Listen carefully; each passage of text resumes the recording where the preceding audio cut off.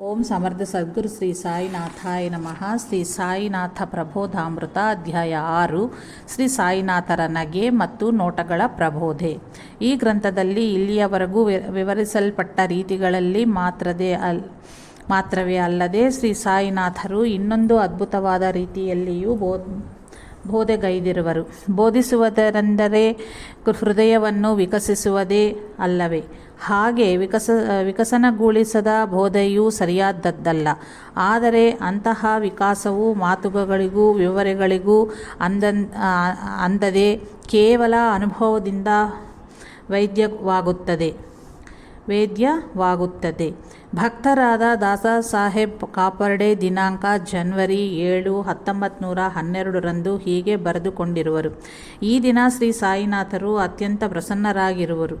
ಭಕ್ತರನ್ನು ಯೋಗ್ಯ ದೃಷ್ಟಿಯಿಂದ ನೋಡಿದರೂ ನಾನು ಈ ದಿನವೆಲ್ಲ ಒಂದು ಬಗೆಯಾದ ಪಾರವಶ್ಯದಲ್ಲಿ ಮುಳುಗಿ ಹೋಗಿರುವೆನು. ದಿನಾಂಕ ಡಿಸೆಂಬರ್ 14, 1912 ಅವರೇ ಹೀಗೆ ಬರೆದುಕೊಂಡಿರುವರು.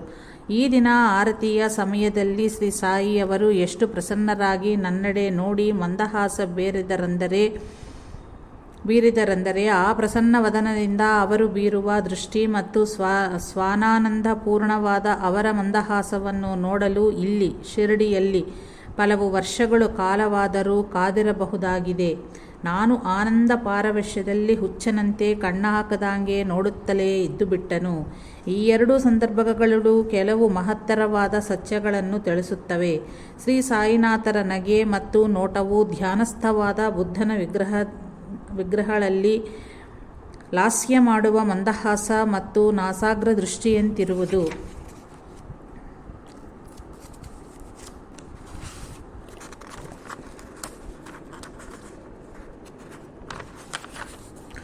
ಅವುಗಳಲ್ಲಿ ಸಕಲ ಜೀವಿಗಳ ದುಃಖವು ಅಜ್ಞಾನಜನ್ಯವಾದುದೇ ಅಲ್ಲವೇ ಎಂಬಂತಿದೆ. ಆ ಸತ್ಯವನ್ನು ತಮ್ಮ ಧ್ಯಾನ ಮುದ್ರೆಯ ಮುಖಾಂತರ ಎಲ್ಲ ಜೀವಿಗಳಿಗೂ ಬೋಧಿಸುತ್ತಲೂ ಅಂತಹ ಧ್ಯಾನದ ಚರಮದಶೆಯನ್ನೈದ ಅವರಲ್ಲಿ ಸರ್ವ ದುಃಖಗಳನ್ನು ದಾಟಿದ ಕೇವಲ ನಿರ್ಹೇತುಕವಾದ ಆನಂದ ಸ್ಥಿತಿಯನ್ನು, ಕಾರುಣ್ಯವನ್ನು ಮತ್ತು ಸಹಜವಾದ ನಿರಹಂಕಾರವನ್ನು ಮೂರ್ತಿಭವಿಸಿಕೊಂಡು ಅಂತಹ ಮಹತ್ತರವಾದ ಕೃಷಿಗೆ ಎಲ್ಲ ಜೀವಿಗಳನ್ನು ಉದ್ಬೋಧಿಸುವ ಚಿನ್ಮಯ ಮೂರ್ತಿಗಳವು. ಹಾಗೆಯೇ ಶ್ರೀ ಸಾಯಿಯವರ ನೋಟದಲ್ಲಿಯೂ ಮತ್ತು ಮಂದಹಾಸದಲ್ಲಿಯೂ ಅವರು ಬೋಧಿಸಿರುವುದನ್ನು ಅನುಸರಿಸಿ ಕೃತಾರ್ಥತೆ ಎನ್ನೈದ ಸ್ಥಿತಿ ಎಂತಹುದೆಂದರೆ ನಮಗೂ ನಮ್ಮ ಹೃದಯಕ್ಕೂ ಯಾವ ಪದಗಳಿಂದಲೂ ಅದನ್ನು ವರ್ಣಿಸಲಾಗದೆ ವಾಕ್ಯಗೂ ಮನಸ್ಸಿಗೂ ಅತೀತವಾಗಿ ಹೋಗುವುದು. ಹಾಗೆ ನೋಡಬೇಕಾದರೆ ಮತ್ತು ನಗಬೇಕಾದರೆ ಅವರಂತೆ ಜೀವಿಸಲಾಗಬೇಕು. ಅವರ ಎಲ್ಲ ಬೋಧೆಗಳಿಗೂ ಸಮಗ್ರವಾದ ರೂಪವೇ ಆ ನಗು ಮತ್ತು ಆ ನೋಟ. ಅವರ ಬೋಧೆ ಮತ್ತು ಆಚರಣೆಯಲ್ಲಿಯೂ ಅವರಂತೆ ಅತೀತ ಸ್ಥಿತಿಯನ್ನು ಪಡೆಯಲು ನಮ್ಮಗಳಿಗೆ ಅಡ್ಡು ಬರುವ ಅವರೋಧಗಳನ್ನು ಹೇಗೆ ತೊಲಗಿಸಿಕೊಳ್ಳಬೇಕೋ ಮತ್ತು ಹೇಗೆ ನಿವಾರಿಸಿಕೊಳ್ಳಬೇಕೋ ಎಂಬುದನ್ನು ಆ ನಗೆ ಮತ್ತು ನೋಟಗಳು ತಿಳಿಸಿಕೊಡುತ್ತವೆ. ಹೀಗೆ ಅವರು ತೋರಿದ ಸಾಧನಾ ಮಾರ್ಗದಲ್ಲಿ ನಾವು ಮುಂದುವರೆದೆಂದು ನಮ್ಮಗಳ ಸ್ಥಿತಿಯು ಹೇಗೆ ಉತ್ತಮವಾಗುತ್ತದೆ ಎಂಬುದರ ರುಚಿ ಹತ್ತುವುದು. ಇದಕ್ಕೆ ಪೂರ್ವದ ಅಧ್ಯಾಯಗಳಲ್ಲಿ ಕರ್ಮವಾಗಿ ನಮ್ಮ ಕೋರಿಕೆಗಳನ್ನು ವಿವೇಕದಿಂದ ಬಯಸಬೇಕೆಂದು, ಕಷ್ಟಗಳು ತೊಲಗಬೇಕೆಂಬ ಭ್ರಾಂತಿಪೂರ್ಣವಾದ ಆಶೆಯನ್ನು ಆಳವಾದ ಅವಗಾಹನೆಯಿಂದ ಹೇಗೆ ನಿಗ್ರಹಿಸಿಕೊಳ್ಳಬೇಕೆಂದು ಬರೆದೆದು ನೋಡಿ. ಕೆಲವರಿಗೆ ಆಧ್ಯಾತ್ಮವೆಂದರೆ ದುರಭಿಪ್ರಾಯ ಏರ್ಪಡಬಹುದು. ಅದೇನೆಂದರೆ ಈ ಎರಡನ್ನೂ ಮೇಲೆ ಸಾಧಿಸಿದ ಅನಂತರ ಸಾಯಿಯವರಿಂದಾಗಲಿ ಅವರ ಬೋಧನೆಯಿಂದಾಗಲಿ ಮತ್ತು ಧ್ಯಾನದಿಂದಾಗಲಿ ಏನು ಪ್ರಯೋಜನ ಎಂದು ಅನಿಸಬಹುದು. ಇದರೊಂದಿಗೆ ಹಾಗೆ ಏನನ್ನೂ ಕೋರದೆಯೇ ಇದ್ದುಬಿಟ್ಟರೆ ಉಳಿಯುವುದು ಸ್ತಬ್ಧತೆಯೇ ಅಲ್ಲವೇ? ಆಸೆಯೇ ಇಲ್ಲದ ಜೀವನವಲ್ಲವೇ? ಇದಕ್ಕಿಂತಲೂ ದುಃಖದಿಂದ ಕೂಡಿದ ಆಸೆಗಳು, ಕೋರಿಕೆಗಳಿಂದ ತುಂಬಿದ ಸಾಮಾನ್ಯ ಜೀವನವೇ ಚೆನ್ನಾಗಿರುತ್ತದೆಯೋ ಏನೋ ಎಂದು ಅನಿಸಬಹುದು. ಆದರೆ ಆಧ್ಯಾತ್ಮವೆಂದರೆ ಇಂತಹ ಸ್ತಬ್ಧತೆಯಲ್ಲವೆಂದು ಮೇಲೆ ದಾಖಲಿಸಿಕೊಂಡ ಅನುಭವಪೂರ್ಣವಾದ ಕಾಪರ್ಡೆಯ ವಾಕ್ಯಗಳು ನಿರೂಪಿಸುತ್ತವೆ. ಜೀವನದಲ್ಲಿ ಕೋರತಕ್ಕ ಸರ್ವವನ್ನೂ ಪಡೆದಿದ್ದ ಕೋಟೀಶ್ವರನಾದ ಬೂಟಿಯು ಶ್ರೀ ಸಾಯಿನಾಥರನ್ನೇ 12 ವರ್ಷಗಳು ಸತತವಾಗಿ ಸೇವಿಸಿದನು. ಅಂದಾಗಲಿ ಇಂದಾಗಲಿ ಇಷ್ಟು ಸಹಸ್ರ ಮಂದಿ ಶಿರಡಿಯನ್ನೇಕೆ ದರ್ಶಿಸುತ್ತಿರುವರು? ಯಾವ ಚಿಂತೆಗಳಿಗಾಗಲಿ ಸಮಸ್ಯೆಗಳಿಗಾಗಲಿ ಇಲ್ಲದೆ ಹಾಯಾಗಿ ಶ್ರೀ ಸಾಯಿನಾಥರ ಸನ್ನಿಧಿಯಲ್ಲಿ ಇದ್ದ ಕಾಪರ್ಡೆಯವರಿಗೆ ಯಾವ ದಿನವೂ ಇಲ್ಲದ ಅಂತಹ ವಿಶೇಷವಾದ ಅನುಭವ ಉಂಟಾಗುವುದು ಗಮನಾರ್ಹವಾಗಿದೆ. ಇದೇ ಅನುಭವವನ್ನು ಜಗನ್ಮಾತೆಯ ಸಾಕ್ಷಾತ್ಕಾರದ ಮೂಲಕ ವಿವೇಕಾನಂದರಿಗೂ 3 ಬಾರಿ ಶ್ರೀರಾಮಕೃಷ್ಣ ಪರಮಹಂಸರು ಪ್ರಸಾದಿಸಿದಾಗಲೂ ಸಾಂಸಾರಿಕ ಸಮಸ್ಯೆಗಳಿಂದ ಬಿಡುಗಡೆ ಬೇಕೆಂದು ಪರಿತಪಿಸುತ್ತಿದ್ದ ವಿವೇಕಾನಂದರು ನರೇನ್ ಏನನ್ನೂ ಕೇಳಲಾಗಲಿಲ್ಲವೇಕೆ? ಅಂತಹ ಶ್ರೇಷ್ಠವಾದ ಆನಂದದ ಮುಂದೆ ಪರಮಹಂಸರಿಗೂ ತಮ್ಮ ಗಂಟಲಿನ ವ್ರಣವನ್ನು ತಗ್ಗಿಸಿಕೊಳ್ಳಬೇಕೆಂಬ ಆಲೋಚನೆಯೇ ಸುಳಿಯಲಿಲ್ಲ. ಅಂತಹ ಅನುಭವವನ್ನೇ ಶ್ರೀ ಸಾಯಿನಾಥರು ತಮ್ಮ ಗುರುವಿನ ಸನ್ನಿಧಿಯಲ್ಲಿ ಹೊಂದಿ 12 ವರ್ಷಗಳ ಕಾಲ ಸರ್ವವನ್ನೂ ಮರೆತು ಯಾವುದನ್ನೂ ಬಯಸದೆ ಧ್ಯಾನಮಗ್ನರಾಗಿ ಪಡೆದ ಸ್ಥಿತಿ ಎಂತಹ ಉನ್ನತವಾದ್ದೆಂಬುದು ಅವರ ಇಡೀ ಚರಿತ್ರೆಯೇ ನಿರೂಪಣೆ ಮಾಡುವುದಲ್ಲವೇ? ಸ್ತಬ್ಧತೆಗೂ ಆಧ್ಯಾತ್ಮಿಕತ ಆನಂದಕ್ಕೂ ಉಳ್ಳ ವ್ಯತ್ಯಾಸವನ್ನು ತಿಳಿಸಲು ಒಂದು ಉದಾಹರಣೆ ನೀಡಬಹುದು. ಅದೇನೆಂದರೆ, ನಮ್ಮ ಸಾಮಾನ್ಯ ಸ್ಥಿತಿಯು ಭೂಮಿಯ ಗುರುತ್ವಾಕರ್ಷಣ ಶಕ್ತಿಗೆ ಒಳಪಟ್ಟಿರುವಂತೆಯೇ ದೇಹಾತ್ಮ ಬುದ್ಧಿಯಿಂದ ನಾವು ರಾಗದ್ವೇಷಗಳ ಪ್ರಭಾವ ವಲಯದಲ್ಲಿ ಜೀವಿಸುತ್ತೇವೆ. ಭೂಮಿಯ ಮೇಲಿಂದ ಸ್ವಲ್ಪ ದೂರ ಅಂತರಿಕ್ಷ ನೌಕೆಯಲ್ಲಿ ಪಯಣಿಸಿ ಭೂಮಿಯ ಗುರುತ್ವಾಕರ್ಷಣಾ ಶಕ್ತಿಯ ಕ್ಷೇತ್ರದ ಪರಿಧಿಯನ್ನು ಸೇರುತ್ತೇವೆ. ಆ ಪರಿಧಿಯನ್ನು ದಾಟುತ್ತಲೇ ನಮ್ಮ ಅಂತರಿಕ್ಷ ನೌಕೆಯು ಇತ್ತ ಭೂಮಿಯ ಕಡೆ ಸೆಳೆಯಲ್ಪಡದೆ ಅತ್ತ ಅಂತರಿಕ್ಷದಲ್ಲೂ ಮೇಲೆ ಹೋಗದೆ ಅಲ್ಲಿಯೇ ಮಧ್ಯ ಸ್ಥಾಯಿಯಲ್ಲಿ ಸುತ್ತುತ್ತಾ ತ್ರಿಶಂಕು ಸರ್ಗದಂತೆ ನಿಲ್ಲುತ್ತದೆ. ಕೋರಿಕೆಗಳನ್ನು ಕೇವಲ ನಮ್ಮ ಯತ್ನದಿಂದ ಮಾತ್ರವೇ ನಿಗ್ರಹಿಸಿಕೊಂಡು ಮತ್ತೇನನ್ನೂ ಮಾಡದಿದ್ದಾಗ ನಮಗುಂಟಾಗುವ ಸ್ಥಿತಿಯನ್ನು ಇದರೊಂದಿಗೆ ಹೋಲಿಸಬಹುದಾಗಿದೆ. ಇದನ್ನೇ ವೇದಾಂತ ಗ್ರಂಥಗಳು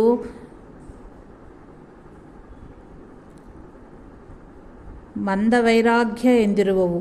ಮಂದವೈರಾಗ್ಯವನ್ನು ಮಾತ್ರವೇ ಸಾಧಿಸಿದವರು ಮತ್ತೆ ರಾಗದ್ವೇಷಗಳ ಆಕರ್ಷಣೆಗೆ ಒಳಗಾಗುವ ಸಾಧ್ಯತೆಗಳಿರುತ್ತದೆ ಎಂದು ಶಾಸ್ತ್ರವು ಎಚ್ಚರಿಸುತ್ತದೆ.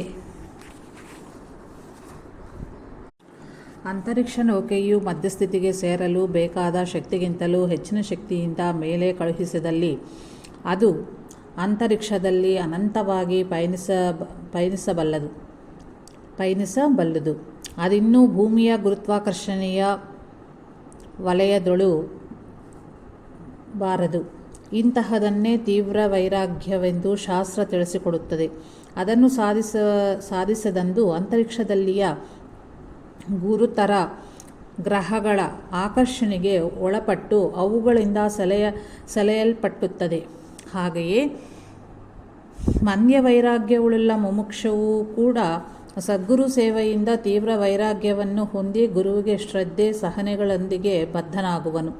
ಅಂತರಿಕ್ಷ ನೌಕೆಗೆ ಈ 3 ಸ್ಥಿತಿಯಲ್ಲಿಯೂ ಎಂತಹ ವ್ಯತ್ಯಾಸ ಇರುವುದೋ ಅಂತಹ ವ್ಯತ್ಯಾಸವೇ ತನ್ನ ವಿವೇಕದಿಂದ ಮಾತ್ರವೇ ಸಾಧಿಸಿದ ವೈರಾಗ್ಯಕ್ಕೂ ಮತ್ತು ಗುರುಸೇವೆ ಬೋಧಗಳಿಂದ ವೃದ್ಧಿ ಹೊಂದಿದ ಅನನ್ಯ ಭಕ್ತಿಯಿಂದ ಕೂಡಿದ ವೈರಾಗ್ಯಕ್ಕೂ ಇರುವ ವ್ಯತ್ಯಾಸವಾಗಿದೆ.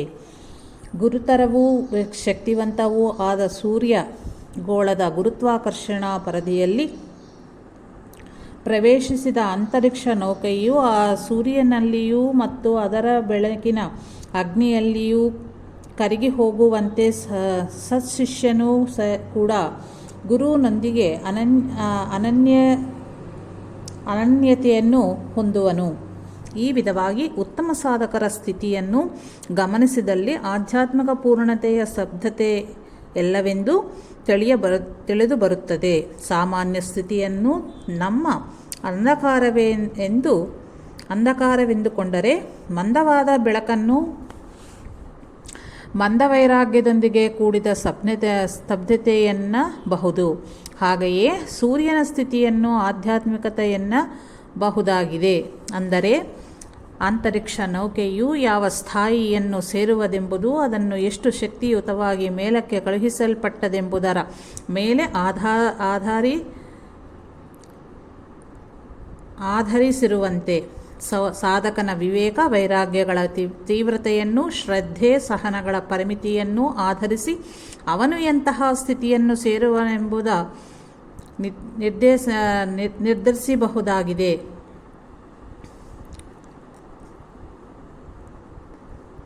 ಆದ್ದರಿಂದಲೇ ಶ್ರೀ ಸಾಯಿನಾಥರು ಆಧ್ಯಾತ್ಮಿಕ ಜೀವನದಲ್ಲಿ ನಮ್ಮ ಶಕ್ತಿನೆಲ್ಲ ಬಳಸಿ ಕೃಷಿ ಮಾಡಿದ್ದಲ್ಲಿ ಫಲವಿರದು ಎಂದಿರುವರು. ಎಲ್ಲಿಯವರೆಗೂ ನಮ್ಮ ಯತ್ನದಲ್ಲಿ ಲೋಪವಿರುವುದೋ ಅಲ್ಲಿಯವರೆಗೂ ನಮ್ಮ ವಿವೇಕ ವೈರಾಗ್ಯಗಳು ಬಲಹೀನವಾಗಿವೆ ಎಂದು ತಿಳಿದುಕೊಳ್ಳಬೇಕು. ಅಂದರೆ ಅಲ್ಲಿಯವರೆಗೂ ವ್ಯಾಮೋಹಗಳ ಬಳಿಗೆ ಬಿದ್ದಿರುವೆನೆಂದು ಅರ್ಥ ಮಾಡಿಕೊಳ್ಳಬೇಕು. ಶ್ರೀ ಸಾಯಿ ಎಂಬ ಜ್ಞಾನ ಸೂರ್ಯನ ಕಾಂತಿಯು ಎಲ್ಲರ ಮೇಲೂ ಸಮಾನಾಗಿ ಪ್ರಸರಿಸುತ್ತದೆ. ಆದರೆ ಯಾರು ಎಷ್ಟು ವಿವೇಕ ವೈರಾಗ್ಯಗಳನ್ನು ಶ್ರದ್ಧೆ ಸಹನಗಳನ್ನು ಸಾಧಿಸಿರುವರೋ ಎಂಬುದನ್ನು ಆಧರಿಸಿ ಅವರು ಆ ಸೂರ್ಯನಿಗೆ ಅಷ್ಟು ಹತ್ತರದಲ್ಲಿದ್ದು ಅದರ ಪ್ರಭಾವವನ್ನು ಅಷ್ಟು ಹೆಚ್ಚಾಗಿ ಗ್ರಹಿಸಬಲ್ಲವರಾಗುವರು. ಆದರೆ ಇದು ಕೇವಲ ಭೌತಿಕವಾದ ಹತ್ತಿರ ದೂರಗಳವೆಂಬುದ ಗುರುತಿಸಬೇಕು ಮತ್ತು ತತ್ವತಃ ಹತ್ತಿರ ಆಗಬೇಕು. ಒಂದು ಶುದ್ಧವಾದ ಬಂಗಾರದ ಮುದ್ದೆಯು ಪಕ್ಕದಲ್ಲಿಯೇ ಚರಕ ಬಂಗಾರದ ಮುದ್ದೆಯನ್ನು ಇರಿಸಿದರೆ ಅದು ತತ್ವತಃ ಶುದ್ಧವಾದ ಬಂಗಾರದ ಮುದ್ದೆಗೆ ದೂರವಾದಂತೆಯೇ ಸರಿ. ಮತ್ತೊಂದು ಶುದ್ಧವಾದ ಬಂಗಾರದ ಮುದ್ದೆಯು ಎಷ್ಟೇ ದೂರದಲ್ಲಿ ಇದ್ದರೂ ಕೂಡ ತತ್ವತಃ ಅದು ಮೊದಲಿನ ಬಂಗಾರದ ಮುದ್ದೆಗೆ ಹತ್ತಿರವೇ ಆಗುವುದು. ರೇಡಿಯೋ ಸೆಟ್ ಭೌತಿಕವಾಗಿ ಪ್ರಸಾರ ಕೇಂದ್ರದಿಂದ ಎಷ್ಟೇ ದೂರದಲ್ಲಿ ಇದ್ದರೂ ಆ ಸ್ಟೇಷನ್ಗೆ ಟ್ಯೂನ್ ಮಾಡಲು ಕೇಂದ್ರ ಹತ್ತಿರದಲ್ಲಿಯೇ ಇರುತ್ತದೆ. ಹಾಗೆ ಒಂದೇ ಸ್ಟೇಷನ್ಗೆ ಟ್ಯೂನ್ ಮಾಡಿದ ಎರಡು ವಿಧ ರೇಡಿಯೋ ಸೆಟ್ಗಳು ತರಂಗಗಳನ್ನು ಗ್ರಹಣ ಮಾಡಿಕೊಳ್ಳುವುದರಲ್ಲಿ ಅವುಗಳಿಗೆ ಇರುವ ಸ್ಥಾನಗಳ ವ್ಯತ್ಯಾಸದಿಂದ ಅವುಗಳು ತರಂಗಗಳನ್ನು ಗ್ರಹಿಸುವುದರಲ್ಲಿಯೂ ವ್ಯತ್ಯಾಸವಾಗಿ ಸ್ಪಷ್ಟತೆ ಬದಲಾಗುವಂತೆ ಉತ್ತಮ ಅಧಿಕಾರಿ ಸಾಧಕರ ಗುರುಭಕ್ತಿ ಮತ್ತು ಸೇವೆಯ ತೀವ್ರತೆಗಳಲ್ಲಿಯೂ ವ್ಯತ್ಯಾಸವಿದ್ದು ಅವರ ಆಧ್ಯಾತ್ಮಿಕ ಪುರೋಗತಿಯಲ್ಲಿಯೂ ಸ್ವಲ್ಪ ಭೇದಗಳಿರುತ್ತವೆ. ಆದ್ದರಿಂದಲೇ ನಮ್ಮ ಹೃದಯವು ಸಾಯಿ ಭಕ್ತ ಎಂಬ ಸ್ಟೇಷನನ್ನು ಟ್ಯೂನ್ ಮಾಡಿ ಅದು ನಿರಂತರವಾಗಿರುವಂತೆ ನೋಡಿಕೊಳ್ಳುವುದೇ ಸಾಧನೆ. ಹಾಗೆ ನೋಡಿಕೊಳ್ಳಬೇಕೆಂದರೆ ಶ್ರೀ ಸಾಯಿನಾಥರು ಎಲ್ಲ ಬಗೆಯಿಂದಲೂ ಬೋಧಿಸುವುದನ್ನು ಅನುಷ್ಠಾನಕ್ಕೆ ತರಲು ಸರ್ವ ವಿಧದಿಂದಲೂ ಪ್ರಯತ್ನಿಸಬೇಕು.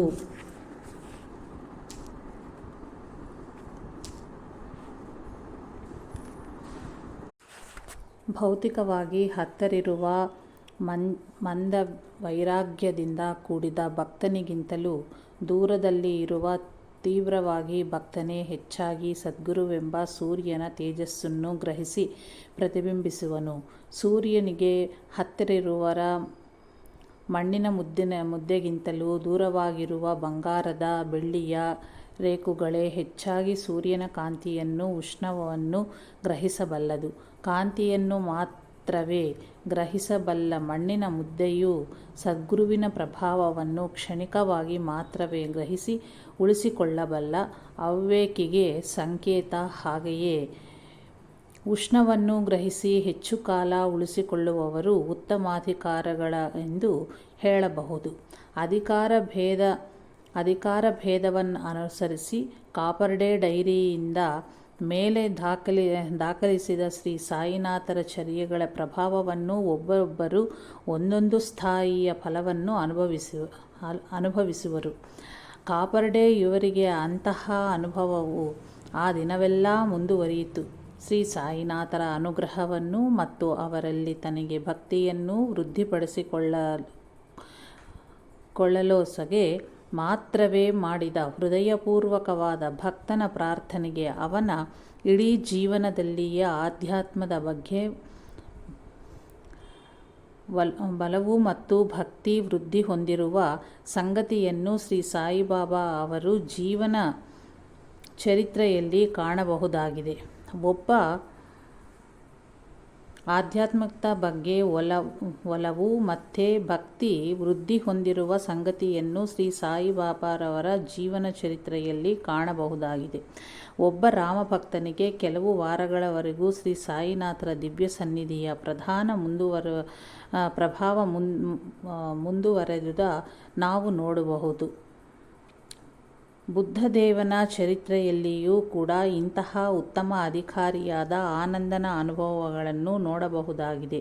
ಒಂದು ದಿನ ಶಿಷ್ಯನಿಗೆ ಬೋಧೆಗೈಯುವುದಕ್ಕಾಗಿ ಬಂದ ಬುದ್ಧದೇವನು ಆಸೀನರಾಗಿರುತ್ತಂತೆಯೇ ಭಕ್ತಪೂರ್ವಕವಾಗಿ ನಮಸ್ಕರಿಸಿದ ಆನಂದನು ಬುದ್ಧತ್ವ ಅಥವಾ ಪೂರ್ಣ ಜ್ಞಾನಾನುಭವವು ಹೇಗಿರಬಹುದೆಂದು ಕೇಳಿದನು. ಬುದ್ಧದೇವನು ಹೂವೊಂದನ್ನು ತೆಗೆದುಕೊಂಡು ಅದರ ಪರಿಮಳ ಹೀರುತ್ತಾ ಅವನೆಡೆಗೆ ನೋಡಿ ಕಿರುನಗೆ ಬೀರಿದನು. ತಕ್ಷಣವೇ ಆನಂದನಿಗೆ ಸಂಪೂರ್ಣವಾದ ಜ್ಞಾನದ ಅನುಭವ ಉಂಟಾಗುವುದು. ಈ ವಿಧವಾಗಿ ಮಾತಿಗೆ ನಿಲುಕದ ಅನುಭವವನ್ನು ತಕ್ಷಣವೇ ಪ್ರಸಾದಿಸುವುದರ ಬಗ್ಗೆ ತಿಳಿಸಿ ಅದರ ಸಲುವಾಗಿ ಸಾಧಕರನ್ನು ಅಧಿಕಾರಗಳಾಗಿ ಮಾರ್ಪಡಿಸುವುದು ಜೈನ್ ಸಂಪ್ರದಾಯವಾಗಿ ಆರಂಭಗೊಂಡಿತೆಂದು ಚರಿತ್ರೆ ಹೇಳುತ್ತದೆ. ಸಮರ್ಥ ಸದ್ಗುರುವಿನ ಸಾಮರ್ಥ್ಯದಿಂದ ಮಾತ್ರವೇ ಅಂತಹ ಉತ್ತಮ ಸ್ಥಿತಿಯನ್ನು ಪಡೆದ ಅನುಭವಗಳ ಶ್ರೀ ಅಕ್ಕಲ್ಕೋಟ್ ಸ್ವಾಮಿ ಸಮರ್ಥರ ಚರಿತ್ರೆಯಲ್ಲಿ ನೋಡಬಹುದಾಗಿದೆ. ಎಂತಹ ಅಜ್ಞಾನಿಗರಾದರೂ ಅಂತಹ ಉತ್ತಮ ಸ್ಥಿತಿಯನ್ನು ಪ್ರಸಾದಿಸಬಲ್ಲ ಸಾಮರ್ಥ್ಯವು ಸದ್ಗುರುಗಳಿಗೆ ಇರುವುದೆಂದನಿಸುವುದು. ಸದ್ಗುರುವಿಗೆ ಅಂತಹ ಸಾಮರ್ಥ್ಯವಿದ್ದರೂ ಅದನ್ನು ಗ್ರಹಿಸಿ ಉಳಿಸಿಕೊಳ್ಳುವ ಸಾಮರ್ಥ್ಯವು ಭಕ್ತನ ಪರಿಪಕ್ವತೆಯ ಮೇಲೆ ಆಧರಿಸಿರುತ್ತದಂತೆ ಎಂದು ತಿಳಿದುಕೊಳ್ಳಬೇಕು. ಇಲ್ಲದಿದ್ದರೆ ಪ್ರತಿ ಭಕ್ತನು ತಾನು ಶ್ರೀ ಸಾಯಿನಾಥರಂತಹ ಗುರುವನ್ನು ಸೇವಿಸುತ್ತಂತೆಯೇ ವಿವೇಕಾನಂದರಂತಾಗಬೇಕೆಂದು ವ್ಯರ್ಥವಾಗಿ ಕನಸು ಕಂಡು ಅನಂತರ ನಿರಾಶೆಗೂ ನಿರುತ್ಸಾಹಕ್ಕೂ ಗುರಿಯಾಗಿ ಭಕ್ತಿಯನ್ನೇ ಕಳೆದುಕೊಳ್ಳುವ ಪ್ರಮಾದವಿರುತ್ತದೆ. ಇಲ್ಲದಿದ್ದರೆ ಈ ಕಲಿಕಾಲದ ವೈಪರೀತ್ಯಗಳಿಂದ ಅಂತಹ ಸ್ಥಿತಿಯನ್ನು ಪಡೆದಿರುವರೆಂದು ಭಕ್ತರ ಮುಂದೆ ನಟಿಸಿ ತನ್ನ ಮತ್ತು ಇತರರ ನಾಶನವನ್ನು ಜೊತೆಗೆ ಅಂತಹ ದುಷ್ಕರ್ಮದ ಫಲಗಳನ್ನು ತಾನೇ ಕೋರಿಕೊಂಡಂತಾಗುವುದು. ಶ್ರೀ ಸಾಯಿನಾಥರಂತೆ ಕಫ್ನಿ ಧರಿಸಿ ತಲೆಗೆ ರುಮಾಲ್ ಕಟ್ಟಿಕೊಂಡು ವೇಷ ಹಾಕಿ ಗಾಂಭೀರ್ಯವನ್ನು ನಟಿಸಿ ಕೃತ್ರಿಮವಾದ ಮಾತುಗಳಿಂದಲೂ ಭಕ್ತರನ್ನು ಕೈಗಳಿಂದ ಹೊಡೆಯುವುದು ಬೆದರಿಸುವುದು ಮಾಡಿ ಅವರನ್ನು ಭ್ರಮಗೊಳಿಸಿ ಕೀರ್ತಿಯನ್ನು ಹಣವನ್ನು ಸಂಪಾದಿಸಿಕೊಳ್ಳುವರ ಸಂಖ್ಯೆಯನ್ನು ಈ ದಿನಗಳಲ್ಲಿ ಎಣಿಸಲಸದಳವಾಗಿದೆ. ಇವರಲ್ಲಿ ಎಷ್ಟು ಮಂದಿ ಶ್ರೀ ಸಾಯಿನಾಥರು ತಮ್ಮ ಗುರುವನ್ನು ಸೇವಿಸಿದಂತೆ ಎಲ್ಲ ಲೌಕಿಕ ಬಂಧಗಳನ್ನು ತ್ಯಜಿಸಿ ಸೇವೆಗೈದುವರು? ಯಾರು 12 ವರ್ಷಗಳ ಕೇವಲ ಬೇವಿನ ಎಲೆಗಳನ್ನು ತಿಂದು ಭೂಗೃಹದಲ್ಲಿ ಗುರುವಾದೇಶಿತ ಸಾಧನೆಯನ್ನು ಕೈಗೊಂಡಿರುವರು? ಚರಾಚರ ವಿಶ್ವದಲ್ಲಿಯ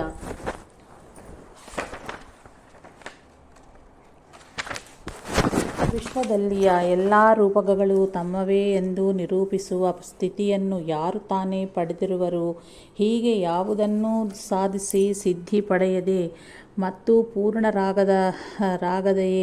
ಪೂರ್ಣರಾಗದೆಯೇ ತಾವು ಗುರುಗಳೆಂದು ಹೇಳಿಕೊಳ್ಳುವವರು ಪರಮವಂಚಕರು, ಆತ್ಮವಂಚಕರು ಆಗಿ ಇನ್ನು ಮುಂದೆ ಆಧ್ಯಾತ್ಮಿಕ ಸಾಧನೆಯನ್ನು ಪ್ರಯತ್ನಿಸುವ ಸಂಸಾರವನ್ನು ಎಣಿಸಲಾಗದಷ್ಟು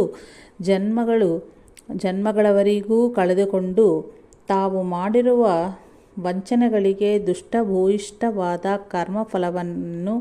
ಕರ್ಮಫಲಗಳನ್ನು ಅನುಭವಿಸಿ ಮತ್ತು ಸಾಮಾನ್ಯ ಭಕ್ತನಾಗಲು ಕೂಡ ಬಹಳಷ್ಟು ಜನ್ಮಗಳೇ ಬೇಕಾಗುತ್ತದೆ. ಇದನ್ನು ತಿಳಿಸಲೋಸಗುವೆ ಆಧ್ಯಾತ್ಮಿಕ ಗ್ರಂಥಗಳು ಆತ್ಮಜ್ಞಾನವೇ ಇಲ್ಲದೆ ಜ್ಞಾನಿಯಂತೆ ನಟಿಸಿ ಬೋಧನೆಗಳನ್ನು ನೀಡುವುದು ಆತ್ಮನಾಶಕವೆಂದು ಎಚ್ಚರಿಸಿವೆ. ಇಂತಹ ಅಜ್ಞರ ಬೋಧನೆಗಳನ್ನು ಸ್ವೀಕರಿಸುವುದು ಕೂಡ ಶಾಸ್ತ್ರದಲ್ಲಿ ನಿಷೇಧಿಸಲ್ಪಟ್ಟಿದೆ. ಇದಕ್ಕೊಂದು ಐತಿಹಾಸಿಕವಾದ ಉದಂತವಿರುವುದು.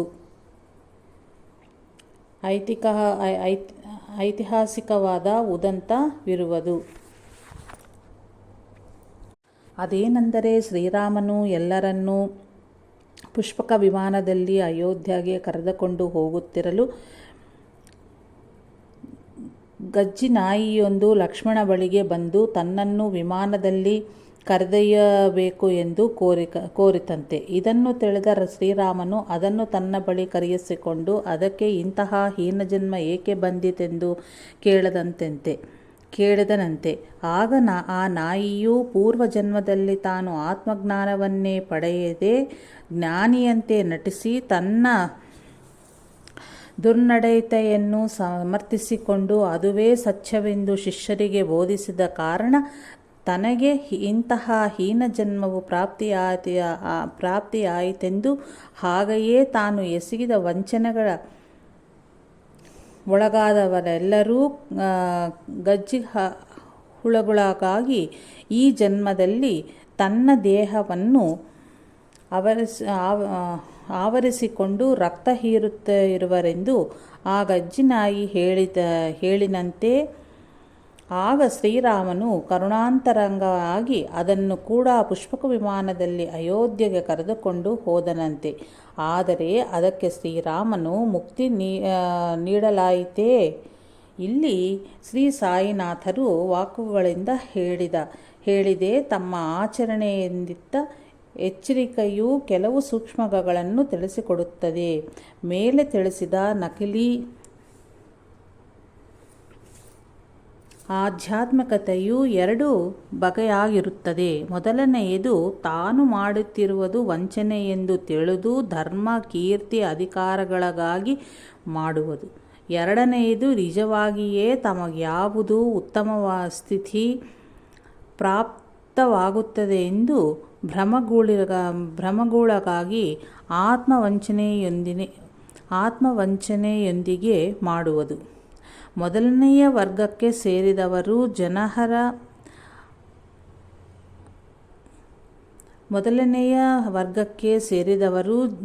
ಜವಾಹರ್ ಆಲಿಯಂತೆ ಆರಂಭದಲ್ಲಿಯೇ ಮುಮುಕ್ಷುಗಳಲ್ಲ. ಇವರು ಕೋರುವ ಪ್ರಯೋಜನಗಳು ಲೌಕಿಕವಾದಂಥಗಳೇ. ಆದ್ದರಿಂದ ಇವರು ಮೊದಲಿನಿಂದಲೇ ಪತಿತರಾಗಿರುವರು. ಪಾಮರಿಗಿಂತಲೂ ಹೆಚ್ಚಾದ ಚಿತ್ತಶುದ್ಧಿಯನ್ನೇನು ಇವರು ಸಾಧಿಸಲಿಲ್ಲವಾದ್ದರಿಂದ ಅವರು ಸಾಧಕರೇ ಅಲ್ಲ. ಹಾಗಾಗಿ ಇವರು ಪತನವಾದರೆಂದು ಹೊಸದಾಗಿ ಏನೂ ಹೇಳಬೇಕಾಗಿಲ್ಲ. ಇದರೊಂದಿಗೆ ಸಾಮಾನ್ಯ ಲೌಕಿಕರಂತಲ್ಲದೆ ಪವಿತ್ರವಾದ ಆಧ್ಯಾತ್ಮದ ಹೆಸರಿನಲ್ಲಿ ಜನರನ್ನು ಮೋಸಗೊಳಿಸುತ್ತಿದ್ದಾರೆಂದು ಅವರ ಕರ್ಮಗಳಿಗೆ ದಂಡನೆಯು ಬಹಳ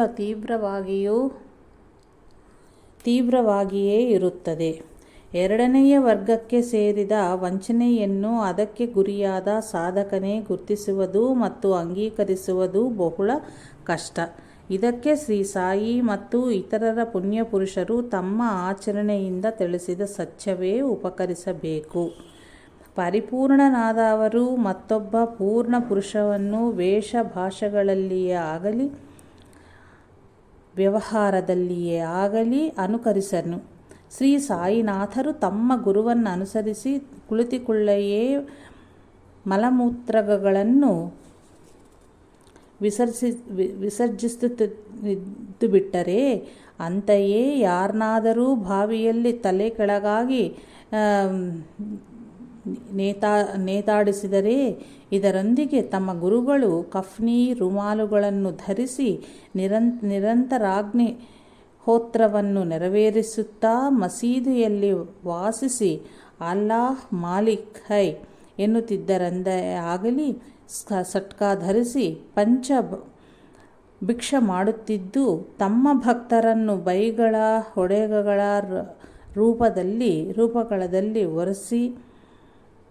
ರೂಪಕಗಳಲ್ಲಿ ಅನುಗ್ರಹಿಸುತ್ತಿದ್ದರೆಂದರೆ ಆಗಲಿ, ಮುಂದಾಗುವ ಭವಿಷ್ಯದ ಬಗ್ಗೆ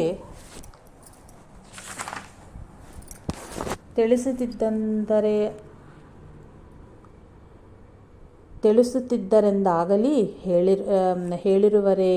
ಮತ್ತೆ ಶ್ರೀ ಸಾಯಿನಾಥರಿಂದ ಪರಿಪೂರ್ಣರಾದ ಉಪಾಸಿನಿ ಬಾಬಾ ಅವರು ಶ್ರೀ ಸಾಯಿಯವರ ಪದ್ಧತಿಗಳನ್ನು ಅನುಕರಿಸಿದರೆ, ಶ್ರೀ ಸಾಯಿನಾಥರನ್ನು ಅತ್ಯಂತವಾಗಿ ಸೇವಿಸಿದ ಮಹಲ್ಸಾಪತಿ ಮೊದಲಾದ ಪ್ರತ್ಯಕ್ಷ ಭಕ್ತರುಗಳಿಗಾಗಲಿ, ಶ್ರೀ ಬಿ ವಿ ನರಸಿಂಹಸ್ವಾಮೀಜಿ, ಶ್ರೀ ರಾಧಾಕೃಷ್ಣ ಸ್ವಾಮೀಜಿ ಮೊದಲಾದ ಶ್ರೀ ಸಾಯಿಯ ಪರಮಾನುಗ್ರಹಕ್ಕೆ ಪಾತ್ರರಾದ ಭಕ್ತರುಗಳು ಇಂತಹ ಹುಚ್ಚುವೇಷಗಳನ್ನು ಹಾಕಲಿಲ್ಲ. ಆದರೆ ಇಂದು ಇಂತಹ ಅನುಸರಣೆಯೇ ಇಲ್ಲದ ಭಕ್ತಾಗ್ರೇಸರನೇ ಅನಿಸಿಕೊಳ್ಳುತ್ತಿರುವ ಬಹು ಜನಗಳಲ್ಲಿ ಕಾಣಿಸುತ್ತದೆ.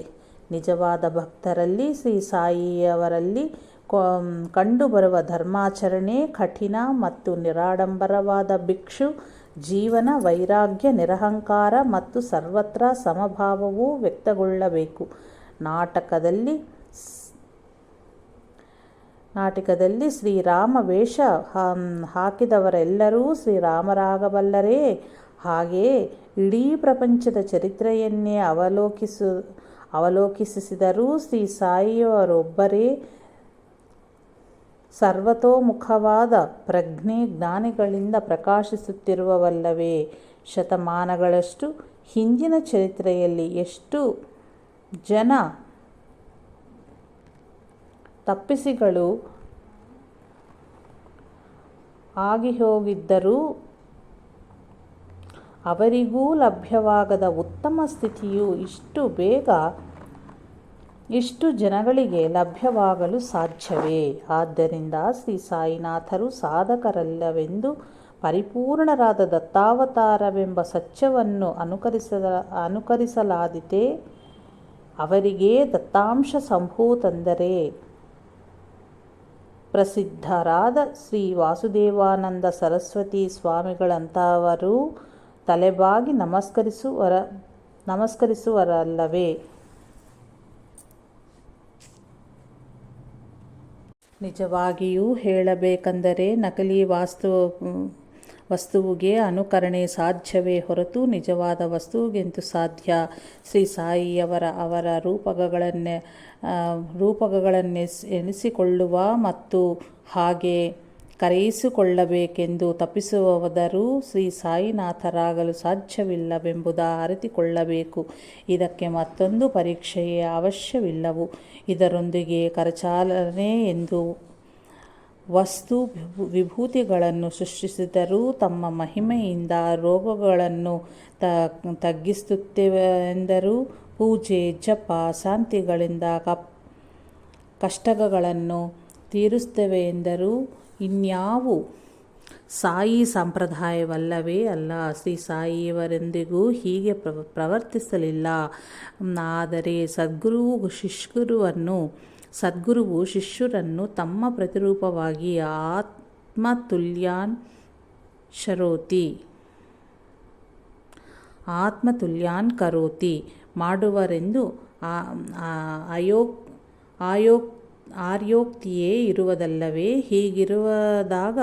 ಹೀಗಿರುವದಾಗ ಶ್ರೀ ಸಾಯಿನಾಥರ ಸ್ಥಿತಿಯು ಬೇರೊಬ್ಬರಿಗೆ ಇರಬಾರದೆಂಬುದೇ ಏನಿದೆ ಎಂದು ನೀವು ಕೇಳಬಹುದು. ಸದ್ಗುರುವು ಆತ್ಮಜ್ಞಾನದ ವಿಷಯದಲ್ಲಿ ತಮ್ಮ ಸಮಾನವಾಗಿ ಶಿಷ್ಯವನ್ನು ಮಾಡುವರೇನೋ ಹೊರತು ಸಿದ್ಧಿಯಲ್ಲ. ಸಿದ್ಧಿ ಮತ್ತು ಜ್ಞಾನಗಳ ಸಮೈಕ್ಯತೆಯಲ್ಲ. ಶ್ರೀ ಮೆಹರ್ ಬಾಬಾ ಹೇಳಿದಂತೆ ಆಧ್ಯಾತ್ಮಿಕವಾಗಿ ಪರಿಪಾಲನೆಗೈಯುವ 72 ಮಂದಿ ಸದ್ಗುರುಗಳ ಕೂಟಕ್ಕೆ ಸಾಮ್ರಾಟ್ ಆಗುವುದರಲ್ಲ. ಅಂತಹ ಪದವಿಯನ್ನು ಕೋರುವುದು ರಜೋಗುಣವಾಗಿ ಆತ್ಮಜ್ಞಾನಕ್ಕೆ ಧಕ್ಕೆಯುಂಟಾಗುವುದು.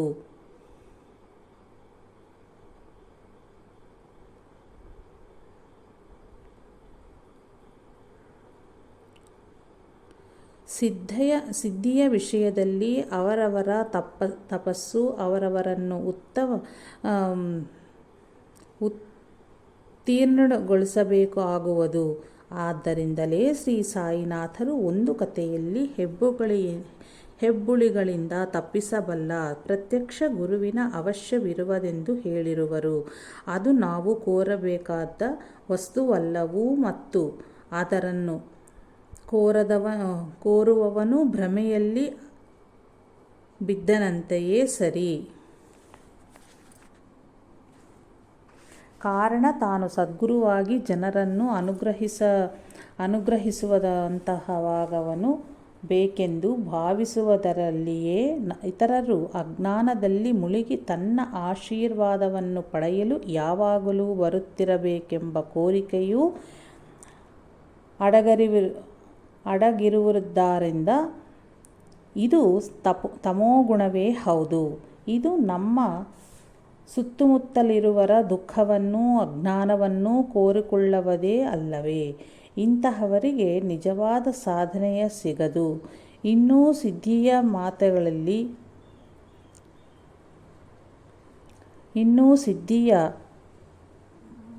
ಮಾತಲ್ಲಿ ಒಂದು ವೇಳೆ ತಮೋಗುಣ ಪ್ರಧಾನವಾದ ತಪಸ್ಸಿನಿಂದ ಶಕ್ತಿ ಪ್ರಾಪ್ತವಾದರೂ ಅಂತಹವನು ರಾಕ್ಷಸನಾಗುವನೇ ಹೊರತು ಸದ್ಗುರುವೆಂತಾದನು. ಸಾಧನೆ ಎಂಬುದು ತನ್ನ ದುಃಖ ನಾಶನಕ್ಕಾಗಿಯೇ ಇರುವುದು. ನಿಜವಾದ ಸಾಧನೆಯ ಫಲವು ದುಃಖನಾಶನವೇ ಹೌದು. ಇಂತಹ ಫಲವನ್ನು ತನಗೂ ಇತರರಿಗೂ ಕೋರಿಕೊಳ್ಳುವುದೇ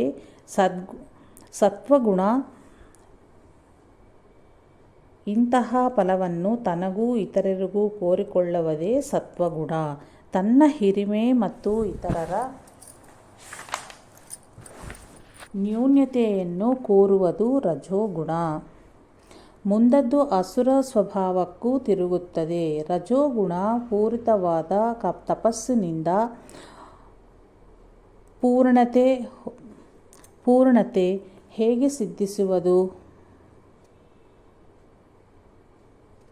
ಶ್ರೀ ಸಾಯಿನಾಥರ ಪೂರ್ಣತೆಯೇ ಸಿದ್ಧಿಸಿದಲ್ಲಿ ತಾನಲ್ಲದ ಯಾವುದೂ ಈ ಸೃಷ್ಟಿಯಲ್ಲಿ ಇಲ್ಲವೆಂದು ತಿಳಿಯುತ್ತದೆ. ಹಾಗೆ ಹಿರಿಮೆಯಿಂದ ದೂಡಗೂಡಿದ ತಾನು ನ್ಯೂನತೆಗಳಲ್ಲೂ ಇತರರು ಮತ್ತು ಅವನನ್ನು ತಾನು ಆಶೀರ್ವದಿಸುವುದು ಹೇಗೆ ಸಾಧ್ಯ? ಆದ್ದರಿಂದಲೇ ಅಂತಹ ಸಮಭಾವದೊಂದಿಗೆ ಶ್ರೀ ಸಾಯಿನಾಥರು ಭಕ್ತರನ್ನು ಆಶೀರ್ವದಿಸುವಾಗ ಅಲ್ಲಾಹ್ ಮಾಲಿಕ್ ಹೈ, ಅಲ್ಲಾಹ್ ಅಚ್ಚಾ ಕರೇಗಾ ಎನ್ನುತ್ತಿದ್ದರು. ಈ ಚರಾಚರ ಸೃಷ್ಟಿ ಎಲ್ಲೆಯೂ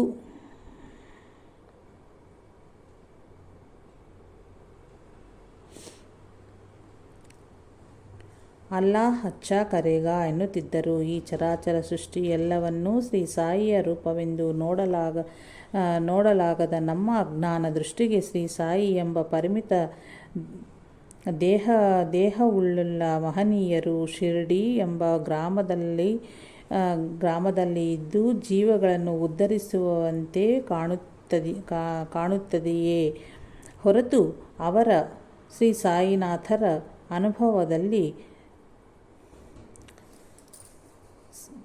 ನಾಯಿ, ಮಹಾತ್ಮ, ಇರುವೆ, ಸೊಳ್ಳೆ ಇವೆಲ್ಲವೂ ತಾವೇ ಆಗಿರುವರು.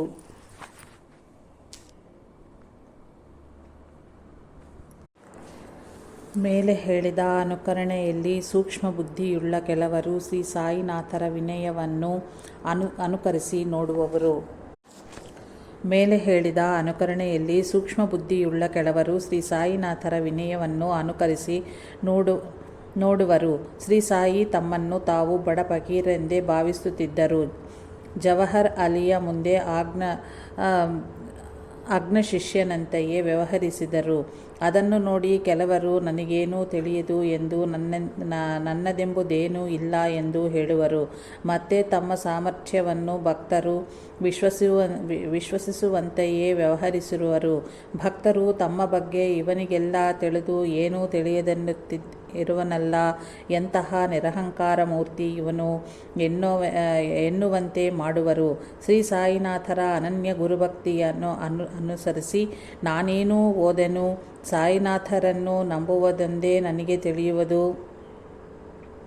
ಎಂದು ಬೇರೆಯವರಿಗೆ ಬಹಳ ತಿಳಿಯದೆ ಎಂದು ಭಕ್ತರಲ್ಲಿ ಭಾವಿಸಿ ಅತ್ತ ವಾಲುವರು ಎಂಬ ಭಯದ ಕಾರಣದಿಂದ ಹೀಗೆ ಹೇಳುವರು.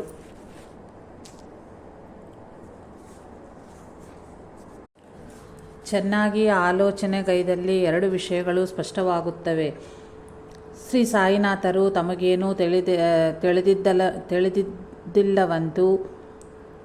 ತಿಳಿದಿಲ್ಲವೆಂದು ಎಂದಿಗೂ ಹೇಳಲಿಲ್ಲ. ಹಾಗೆಂದು ಎಲ್ಲವೂ ತಿಳಿಯದೆ ಎಂದೂ ಹೇಳಲಿಲ್ಲ. ಅಂದರೆ ಅವರ ವಿನಯವನ್ನವರು ಪ್ರಕಟಗೊಳಿಸಲಿಲ್ಲ. ಯಾಕಂದರೆ ನಿಜವಾದ ವಿನಯವು ವಿನಯದಂತೆ ಕಾಣಿಸಿಕೊಳ್ಳಲು ಯತ್ನಿಸಿದದು. ಪ್ರತಿಯೊಬ್ಬ ಅನರ್ಹನನ್ನು ಆಕಾಶಕ್ಕೇರಿಸಿ ಹೋಗಲಿ ತನ್ನ ವಿನಯವನ್ನು ಸಾರಿಕೊಳ್ಳುವುದು ನಿಜವಾದ ನಮ್ರತೆ ಅಲ್ಲ. ಅದು ಕೇವಲ ಅನುಕರಣೆಯೇ ಹೌದು. ಅದು ಅಹಂಕಾರದ ಸೂಕ್ಷ್ಮ ಸ್ತರವಾದ್ದರಿಂದ ಮತ್ತಷ್ಟು ದರ್ಜೆಯವಾದ ರೂಪವಾಗುವುದು. ಅದು ಆಗಾಗ ತಮ್ಮಲ್ಲಿ ಅನುಕರಿಸಿರುವವರಲ್ಲಿ ಇಣುಕುವ ಅಪಕ್ವತೆಯನ್ನು ಭಕ್ತರಿಗೆ ಅರ್ಥವಾಗದ ಸ್ಥಾಯಿಗೆ ಸೇರಿದ ಆಧ್ಯಾತ್ಮ ಪರಿಪೂರ್ಣತೆ ಎಂದು ಬಿಂಬಿಸುವ ಯತ್ನವೇ ಹೊರತು ಮತ್ತೇನೂ ಅಲ್ಲ. ಆದ್ದರಿಂದಲೇ ದೊಡ್ಡವರು ಅತಿ ವಿನಯಂ ಧೂರ್ತಲಕ್ಷಣಂ ಎಂದಿರುವರು. ಸ್ಥಿತಿಪ್ರಜ್ಞರ ಲಕ್ಷಣಗಳನ್ನು ವರ್ಣಿಸಿರುವ ಭಗವದ್ಗೀತೆಯು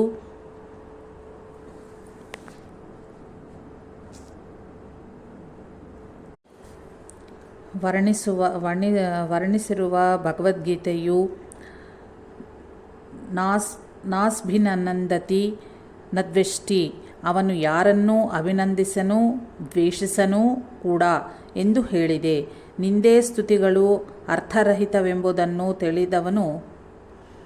ತಿಳಿದವನು ಯಾರನ್ನಾದರೂ ನಿಂದಿಸುವುದಾಗಲಿ ಸ್ತುತಿಸುವುದಾಗಲಿ ಹೇಗೆ ತಾನೇ ಸಾಧ್ಯ? ಎಲ್ಲ ರೂಪಗಳಲ್ಲಿಯೂ ಶ್ರೀ ಸಾಯಿನಾಥರೇ ಇರುವರೆಂದು ತಿಳಿದರೆ ಇವೆರಡು ನಿಂದಾ ಸ್ತುತಿಗಳು ಸಾಧ್ಯವೇ ಇಲ್ಲವಲ್ಲವೇ? ಎಲ್ಲ ಒಂದೇ ಎಂಬ ಶ್ರೀ ಸಾಯಿನಾಥರ ಮಾತಿನ ಮೇಲೆ ವಿಶ್ವಾಸವಿದ್ದಲ್ಲಿ ತಾನು ಶ್ರೇಷ್ಠ ಮತ್ತೊಬ್ಬ ಕನಿಷ್ಠನೆಂದಾಗಲಿ ಅಥವಾ ತಾನು ಕನಿಷ್ಠ ಇನ್ನೊಬ್ಬನು ಶ್ರೇಷ್ಠನೆಂದಾಗಲಿ ಹೇಗೆ ತಾನೇ ಭಾವಿಸಲು ಸಾಧ್ಯ? ಅಹಂಕಾರ, ನಾನೇ ಶ್ರೇಷ್ಠವೆಂಬ ಭಾವನೆ ಇವು ಅಜ್ಞಾನಜನ್ಯವಾದುದು. ನಿಸ್ಸಾರವೆಂದು ನಿರುಪಯೋಗವೆಂದು ತಿಳಿದ ಮೇಲೆ ಅಹಂಕಾರವಿರಲು ಸಾಧ್ಯವೇ? ಇತರರ ಪ್ರತ್ಯಕ್ಷ ಮತ್ತು ಪರೋಕ್ಷರವಾದ ಅಹಂಕಾರವನ್ನು ನೋಡಿದರೂ ಜ್ಞಾನಿಗೆ ಅವರ ಮೇಲೆ ದ್ವೇಷ ಬಾರದು. ಯಾರು ಶ್ರೇಷ್ಠರೋ ನೋಡೋಣ ಎಂಬ ಪೈಪೋಟಿ ತಲೆದೋರದು. ಅಹಂಕಾರಿಗಳ ಭ್ರಾಂತಿಯನ್ನು ಭ್ರಾಂತಿಯಾಗಿ ಗುರುತಿಸಿ ಅದು ವ್ಯರ್ಥ ಮತ್ತು ಅದರಿಂದ ಉಂಟಾಗುವ ದುಷ್ಫಲಗಳನ್ನು ಗುರುತಿಸಿ ನಿರ್ಲಿಪ್ತರಾಗಿ ಉಳಿದು ಹೋಗುವರು. ವ್ಯವಹಾರದಲ್ಲಿ ಅವರವರ ಹುಚ್ಚು ಅವರವರಾಗಿಂದ ಎಂಬೆಂಥ ಜ್ಞಾನಿಗಳು ಶಾಂತರಾಗಿರುತ್ತಾರೆ. ಕೇಳಿದರೆ ಮಾತ್ರ ಆ ವಿಷಯವನ್ನು ವಿವರಿಸುವರು. ಇಲ್ಲವೇ ಸಾತ್ವಿಕವಾಗಿ ಇತರರ ಶ್ರೇಯಸ್ಸನ್ನು ಬಯಸುವರಾದರೆ ತಪ್ಪು ಮಾಡುವವರನ್ನು ಆದಷ್ಟು ನೋಯಿಸದೆ 4 ಜನಗಳ ಮುಂದೆ ಎತ್ತಾಡದೆ ಏಕಾಂತದಲ್ಲಿ ಎಚ್ಚರಿಸುವರು. ಮುಂದೆ ತಾನು ಅಂತೆ ದುಡುಕಿದರೂ ತನ್ನನ್ನು ಮತ್ತೊಬ್ಬ ಜ್ಞಾನಿ ಎಚ್ಚರಿಸಬೇಕೆಂದು ಬಯಸುವನು ಮತ್ತು ಅಂತೆಯೇ ಆಚರಿಸುವನೂ ಕೂಡ.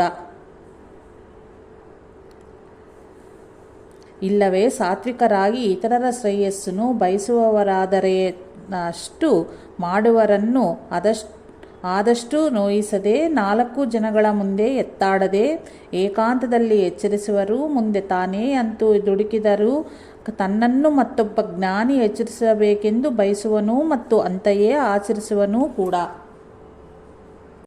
ಇಲ್ಲವೇ ಸಾತ್ವಿಕರಾಗಿ ಇತರರ ಶ್ರೇಯಸ್ಸನ್ನು ಬಯಸುವವರಾದರೆ ತಪ್ಪು ಮಾಡುವುದರನ್ನು ಆದಷ್ಟು ನೋಯಿಸದೆ 4 ಜನಗಳ ಮುಂದೆ ಎತ್ತಾಡದೆ ಏಕಾಂತದಲ್ಲಿ ಎಚ್ಚರಿಸುವರು. ಮುಂದೆ ತಾನು ಅಂತೆ ದುಡುಕಿದರೂ ತನ್ನನ್ನು ಮತ್ತೊಬ್ಬ ಜ್ಞಾನಿ ಎಚ್ಚರಿಸಬೇಕೆಂದು ಬಯಸುವನು ಮತ್ತು ಅಂತೆಯೇ ಆಚರಿಸುವನೂ ಕೂಡ. ಇನ್ನೂ ಶ್ರೀ ಸಾಯಿನಾಥರಿಗೆ ಗುರುಸೇವೆಯ ಬಿಟ್ಟು ಮತ್ತೇನೂ ತಿಳಿಯದಿದ್ದರೂ ಅವರು ಅಂತಹ ಪರಿಪೂರ್ಣತೆಯನ್ನೈದಿವರು ಎಂದು ಕೆಲವರು ಅಂತೆಯೇ ಏನನ್ನೂ ತಿಳಿದುಕೊಳ್ಳುವ ಯತ್ನವನ್ನೇ ಮಾಡರು. ಯಾವ ವಿಷಯವನ್ನೇ ಆದರೂ ಸರಿಯಾಗಿ ತಿಳಿದುಕೊಳ್ಳದಿದ್ದಲ್ಲಿ ಆಚರಣೆ ದುಸ್ಸಾಧ್ಯವಾಗುವುದು. ಹಾಗೆ ಆಚರಿಸದಿದ್ದರೂ ಫಲವಿರದು. ಆದ್ದರಿಂದ ಮೊದಲು ತಿಳಿದುಕೊಳ್ಳಬೇಕಾಗಿರುವುದನ್ನೆಲ್ಲ ತಿಳಿದುಕೊಂಡರಾದರಲ್ಲೇ ಶ್ರೀ ಸಾಯಿಯೊಬ್ಬರೇ ತಮ್ಮ ಗುರುವಿನ ಪೂರ್ಣ ಅನುಗ್ರಹಕ್ಕೆ ಪಾತ್ರರಾದರು. ಹೇಗೆ ಭಗವಾನ್ ಶ್ರೀ ರಮಣ ಮಹರ್ಷಿಗಳ ಅನುಗ್ರಹಕ್ಕೆ ಕಾವ್ಯಕಂಠ ಗಣಪತಿ ಮುನಿ ಪಾತ್ರರಾದರೋ ಹಾಗೆಯೇ ಅರಿಯಬೇಕಾದ್ದನ್ನು ಅರಿತರನೇ ವಿವೇಕ ಉದಯಿಸುತ್ತದೆ. ಮುಂದೆ ಅದರಿಂದ ಮುಮುಕ್ಷತ್ವ ಶಾಸ್ತ್ರಗಳ ಮತ್ತು ಮಹನೀಯರುಗಳಿಗೆ ಪೂರ್ಣವಾದ ಭಕ್ತಿ ಶ್ರದ್ಧೆಗಳೇ ಏರ್ಪಡುತ್ತವೆ. ನಿಜವಾಗಿಯೂ ಶ್ರೀ ಸಾಯಿನಾಥರಿಗೆ ಗುರುಭಕ್ತಿಯ ವಿನಃ ಮತ್ತೇನೂ ತಿಳಿಯದೆ ಒಮ್ಮೆ ನೀವು ಶ್ರೀ ಸಾಯಿನಾಥರು ತಮ್ಮ ಗುರುವನ್ನು ಅರಣ್ಯದಲ್ಲಿ ಭೇಟಿಯಾದ ಸಂದರ್ಭವನ್ನೂ ಸ್ಮರಣೆಗೆ ತಂದುಕೊಳ್ಳಿ. ಅದರಲ್ಲಿ ಶ್ರೀ ಸಾಯಿ ಮತ್ತು ಅವರ 3 ಮಿತ್ರರು ಸದ್ಗ್ರಂಥಗಳನ್ನು ಅಧ್ಯಯನಗೈದು ಅವುಗಳ ಮನನ ಮತ್ತು ಚಿಂತನೆಗಳಿಂದ ಗ್ರಹಿಸಿದ ವಿಷಯಗಳ ದೃಷ್ಟಿಯಿಂದ ಪರಮಾರ್ಥವನ್ನು ಹೇಗೆ ಪಡೆಯಬೇಕು ಎಂಬುದು ಪರಸ್ಪರ ಚರ್ಚೆ ಮಾಡಿಕೊಂಡರು. ತದನಂತರ ಅರಣ್ಯದಲ್ಲಿ ಹುಡುಕಲಾರಂಭಿಸಿದರು. ಪರಮಾರ್ಥ ತಿಳಿದ ಜ್ಞಾನಿ ದೊರೆತರೂ ಅಶ್ರದ್ಧೆಯಿಂದ ಸ್ವಲ್ಪ ಶಕ್ತಿ ಮತ್ತು ಕಾಲವನ್ನು ವ್ಯಯಿಸಿದರು. ಮತ್ತೆ ಗುರು ದೊರೆತರೂ ಆ ಸದವಕಾಶವನ್ನು ಉಪಯೋಗಿಸಿಕೊಳ್ಳಲು ಶ್ರೀ ಸಾಯಿನಾಥರು ಒಬ್ಬರಿಗೇ ಸಾಧ್ಯವಾಯಿತು. ಏಕೆಂದರೆ ಮಿಕ್ಕ 3 ರಾಜಸ ಪ್ರವೃತ್ತಿಯಿಂದ ಅಹಂಕಾರಗೊಳ್ಳಾದರು. ಅಂದರೆ ಅವರುಗಳು ಶಾಸ್ತ್ರಾಧ್ಯಯನವನ್ನು ಸರಿಯಾಗಿ ಮಾಡಲಿಲ್ಲವೆಂದಾಯಿತು. ಹಾಗಾಗಿ ಮೊದಲು ನಿರ್ದಿಷ್ಟವಾಗಿ ಸ್ವಲ್ಪ ಮಟ್ಟಿಗೆ ಶಾಸ್ತ್ರಾಧ್ಯಯನ ಮಾಡುವುದು ಅವಶ್ಯವೆಂದಾಯಿತು. ಆದ್ದರಿಂದಲೇ 6 ಶಾಸ್ತ್ರಗಳು ಮತ್ತು ಸಾಧನಾ ಸಂಪತ್ತಿಯ ಅವಶ್ಯವಿಲ್ಲವು. ನಿನ್ನ ಗುರುವನ್ನು ಅಚಂಚಲವಾಗಿ ವಿಶ್ವಸಿಸು, ಗಮ್ಯ ಸೇರುತ್ತೀಯೇ ಎಂದು ಹೇಳಿದ ಶ್ರೀ ಸಾಯಿನಾಥರೇ ಮತ್ತೊಂದೆಡೆ ಸದ್ಗ್ರಂಥಗಳನ್ನು ಪಠಿಸು, ಕೆಲಸ ಮಾಡು, ದೇವರನ್ನು ಸ್ಮರಿಸು ಎಂದು ಹೇಳಿರುವರು.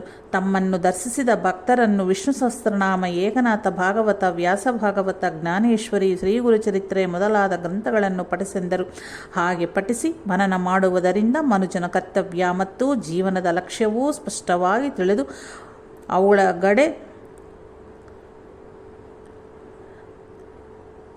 ಅವುಗಳೆಡೆಗೆ ಶ್ರದ್ಧಾಭಕ್ತಿಗಳು ಏರ್ಪಟ್ಟು ಅನಂತರ ಅವು ನಿರ್ದೇಶಿಸಿದ ಕ್ರಮದಲ್ಲಿ ಅನುಷ್ಠಾನವು ಸಕ್ರಮವಾಗಿ ನಡೆಯುತ್ತದೆ. ಭಗವದ್ಗೀತೆಯಲ್ಲಿಯ ಗುಣತ್ರಯ, ಶ್ರದ್ಧಾತ್ರಯ, ಗುಣತ್ರಯ ವಿಭಾಗ ಯೋಗವನ್ನು ಸರಿಯಾಗಿ ಹೃದಯಕ್ಕೆ ನಾಟುವಂತೆ ಪಠಿಸಿ ಮನನ ಮಾಡದ ದೋಷವೂ ಮೇಲೆ ಹೇಳಿದ ಪಂಚಕರಲ್ಲಿ ಕಾಣುತ್ತದೆ ಇಲ್ಲವೇ? ಸದ್ಗ್ರಂಥಗಳನ್ನು ಓದಿ ಚಿತ್ತಶುದ್ಧಿಯಿಂದ ಅವುಗಳನ್ನು ಅನುಷ್ಠಿಸಲು ಯತ್ನಿಸಿದಾಗ ಮಾತ್ರವೇ ಅವುಗಳ ಕಡೆಯೇ ಮತ್ತು ಪ್ರಮುಖ ಬೋಧೆಯಾದ ಸದ್ಗುರುವನ್ನು ಸೇವಿಸು ಎಂಬುದು ಅರ್ಥವಾಗುತ್ತದೆ. ಭಗವದ್ಗೀತೆಯನ್ನು ಓದಿದ ಎಷ್ಟು ಜನಗಳಿಗೆ ತಾನೇ ಅದರಲ್ಲಿಯ ಚರಮ ಶ್ಲೋಕಗಳಲ್ಲಿ ಹೇಳಿರುವ ಪ್ರಪತ್ತಿ ಉಂಟಾಗಲು ತಕ್ಕ ಆದೇಶವನ್ನು ಶ್ರೀ ಸಾಯಿ ಸೂಚಿಸಿದ ತದ್ವಿದ್ಧಿ ಪ್ರಣಿಪಾತೇನ ಎಂಬ ಶ್ಲೋಕದಲ್ಲಿ ಹೇಳಿದೆ ಎಂದು ತಿಳಿದಿರುವುದು. ಹಾಗೆಯೇ ಸದ್ಗ್ರಂಥ ಪಠನೆ ಮತ್ತು ಮನನ ಮಾಡಿದವರಿಗೆ ಮಾತ್ರವೇ ಸದ್ಗುರುವನ್ನು ಹೇಗೆ ಸೇವಿಸಬೇಕು ಎಂಬುದು ತಿಳಿಯುತ್ತದೆ. ಆ ಸ್ಥಿತಿಗೆ ಬಂದ ಅನಂತರವೇ ಇನ್ನೂ ಓದಿ ತಿಳಿಯಬೇಕಾದುದರ ಅವಶ್ಯವಿರದು. ಅಂತಹವನು ಮಾತ್ರವೇ ತಿಳಿದುಕೊಂಡದ್ದನ್ನು ಆಚರಿಸಿ ಕೃತಾರ್ಥನಾಗುವನು. ಹಾಗೆ ಅಂತಹ ಅಧಿಕಾರಿ ಸಾಧಕರಿಗೆ ಹೇಳಿದ ಸೂಕ್ತಿಯನ್ನು ಹೇಳಿಕೊಂಡು ತಮ್ಮ ಸೋಮರಿತನವನ್ನು ಬೆಳೆಸಿಕೊಳ್ಳಲು ಉಪಯೋಗಿಸದಲ್ಲಿ ಅದು ತಮಗೆ ತಾವೇ ವಂಚಿಸಿಕೊಂಡಂತಾಗುವುದು. ಅಷ್ಟೇ ಅಲ್ಲ, ಶ್ರೀ ಸಾಯಿಯವರಿಗೆ ಗುರುಭಕ್ತಿಯ ಬಿಟ್ಟು ಮತ್ತೇನೂ ತಿಳಿದಿಲ್ಲವೇ? ಅವರಿಗೆ ಕುರಾನ್ ತಿಳಿದಿದೆ, ಅದು ಹಾಜಿಗೂ ಜವಹರ್ ಆಲಿಗೂ ತಿಳಿದಿರುವಂತಲ್ಲದೆ ಅತೀತವಾದ ರೀತಿಯಲ್ಲಿಯೂ ತಿಳಿದಿದೆ. ಮುಸ್ಲಿಂ ಸಾಧಕರನ್ನು ಹೇಗೆ ಪರಮಾತ್ಮನ ಅನುಭವಕ್ಕೆ ಸಿದ್ಧಪಡಿಸಬೇಕೋ ಎಂಬುದು ಗೊತ್ತು. ಅದು ಶ್ರೇಷ್ಠರಾದ ಮುಸ್ಲಿಂ ಮಹಾನುಭಾವರುಗಳ ಮನ್ನಣೆ ಮತ್ತು ಗೌರವವನ್ನು ಪಡೆಯುವಂತಿರುವುದು ಅವರ ಜ್ಞಾನ ಸಿರಿ. ಅಬ್ದುಲ್ ಬಾಬಾ ಅವರ ಮೊದಲೇ ಗುರುವು ಅವರ ಉನ್ನತ ಶಿಕ್ಷಣಕ್ಕಾಗಿ ತಮ್ಮ ಶ್ರೀ ಸಾಯಿಯ ಬಳಿಗೆ ಕಳುಹಿಸುವಷ್ಟು ಶ್ರೇಷ್ಠವಾಗಿ ಅವರಿಗೆ ತಿಳಿದಿರುವುದು. ಇನ್ನು ಭಗವದ್ಗೀತೆ ಯಾವ ವ್ಯಾಖ್ಯಾನಕರ್ತರೂ ಇಂದಿಗೂ ಕೊಡಲಾಗದಂತಹ ಉತ್ತಮವಾದ ವಿವರಣೆ ನೀಡಬಲ್ಲ ಸಮರ್ಥರಿರುವರು. ಯೋಗವಾಸಿಷ್ಠದಲ್ಲಿ ಯಾವ ಭಾಗದಲ್ಲಿ ಯಾವ ವಿಷಯ ಪ್ರಸ್ತಾಪಿಸಲ್ಪಟ್ಟಿದೆಯೋ, ಯಾವ ಭಕ್ತನು ಯಾವ ಭಾಗವನ್ನು ಗ್ರಹಿಸಿ ಗುರ್ತಿಟ್ಟುಕೊಳ್ಳಬೇಕೋ ಎಂಬುದೂ ತಿಳಿದಿದೆ. ಅಜೋಮಿರಿನಲ್ಲಿ ಈ ಮಧ್ಯಕಾಲದಲ್ಲಿ ನೆಲೆಸಿದ ಖಾಜಾ ಮಯೋದ್ದೀನ್ ಚಿಸ್ತಿ ಎಂಬ ಮಹನೀಯರ ಆಧ್ಯಾತ್ಮ ಸಂಪ್ರದಾಯದಲ್ಲಿ ಖವ್ವಾಲಿ ಹಾಡುವ ಸಂಪ್ರದಾಯವೂ ಅವರಿಗೆ ಚೆನ್ನಾಗಿ ಗೊತ್ತು. ಚತುರ್ವೇದಗಳಲ್ಲಿ ಯಾವ ಭಾಗದಲ್ಲಿ ಏನಿದೆಯೋ ಅವರಿಗೆ ತಿಳಿದಿದೆ. ಅವುಗಳೆಲ್ಲವೂ ಚೆನ್ನಾಗಿ ಮತ್ತು ಆಳವಾಗಿ ಅರ್ಥೈಸಿಕೊಂಡು ಅನುಭವ ಪಡೆದ ನಂತರ ಆಧ್ಯಾತ್ಮ ಸೂತ್ರ ತಿಳಿದು ಸದ್ಗುರು ಸೇವೆಯೇ ಸರ್ವಸ್ವವೆಂದು ತಿಳಿಯುವುದೇ ಬೇರೆ. ಏನು ಓದಿಕೊಳ್ಳದೆಯೇ ಶ್ರೀ ಸಾಯಿಯನ್ನು ಅನುಕರಿಸುವುದೇ ಬೇರೆ. ಅಜೀರ್ಣ ರೋಗದಿಂದ ನರಳುವ ರೋಗಿಯೂ ಅನ್ನ ಬಿಡುವುದಕ್ಕೂ, ಹಸಿವನ್ನು ಗೆದ್ದ ಯೋಗಿಯೂ ನಿರಾಹಾರವಾಗಿ ಇರುವುದಕ್ಕೂ ಹೋಲಿಕೆ ಎಲ್ಲಿರುವುದು? ಎಲ್ಲವನ್ನೂ ತಿಳಿದ ಸಂದೇಹರಹಿತ ಸ್ಥಿತಿಗೂ, ಯಾವುದನ್ನೂ ತಿಳಿಯದ ಮತ್ತು ಸಂದೇಹವೇ ಬಾರದಷ್ಟರ ಮಟ್ಟಿಗೂ ತಿಳಿದುಕೊಳ್ಳದ ಸ್ಥಿತಿಗೂ ಹೋಲಿಕೆ ಎಲ್ಲಿದೆ? ಅನುಭವದಿಂದಲೂ ವಯಸ್ಸಿನಿಂದಲೂ ಹಣ್ಣಾಗಿ ಹಲ್ಲು ಗಳುದುರಿ ಜೊಳ್ಳು ಸುರಿಯುತ್ತಾ ನಿಲ್ಲಲೂ ಆಗದ ವೃದ್ಧಾಪ್ಯಕ್ಕೂ, ಆಗಲೇ ಹುಟ್ಟಿದ ಮಗುವಿನ ಅಂತಃಸ್ಥಿತಿಗೂ ಎಲ್ಲಿನ ಹೋಲಿಕೆ? ಶ್ರೀರಾಮಕೃಷ್ಣ ಪರಮಹಂಸರಿಗೆ ಏನು ತಿಳಿಯದಿದ್ದರೂ ಸಹ ಅಚಂಚಲ ಭಕ್ತಿಯ ಕಾರಣ ಕೃತಾರ್ಥರಾಗಲಿಲ್ಲವೇ ಎಂದನೇ ಬಾರದು.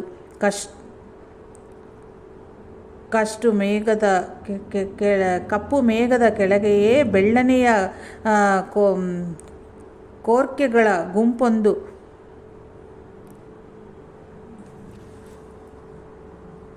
ಶ್ರೀರಾಮಕೃಷ್ಣ ಪರಮಹಂಸರಿಗೆ ಏನೂ ತಿಳಿಯದಿದ್ದರೂ ಸಹ ಅಚಂಚಲ ಭಕ್ತಿಯ ಕಾರಣ ಕೃತಾರ್ಥರಾಗಲಿಲ್ಲವೇ ಎಂದೆನಬಾರದು.